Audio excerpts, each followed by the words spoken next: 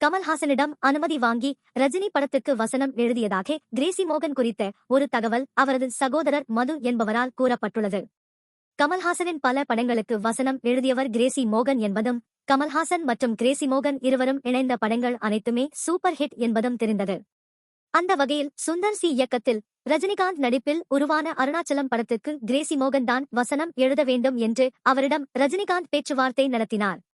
அப்போது நான் வசனம் எழுத தயார், ஆனால் அதே நேரத்தில் கமல்ஹாசனிடம் நான் ஒரு வார்த்தை கேட்டுவிட்டுதான் வசனம் எழுவேன் என்று கூற ரஜினியும் அதற்கு ஓகே சொன்னார்.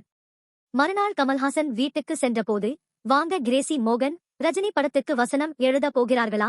என்னிடம் எதற்காக நீங்கள் கேட்க வேண்டும்? தாராளமாக எழுதுங்கள். ரஜினி படத்தில் பணி புரிவது என்பது ஒரு கல்யாண வீட்டில் பணிபுரிவது போன்றது என்று கமல் கிரேசி மோகனிடம் கூறினார். அப்போதுதான் கிரேசி மோகனுக்கு ஏற்கனவே ரஜினி கமல்ஹாசனிடம் இது குறித்து பேசி உள்ளார் என்பது தெரிய வந்தது.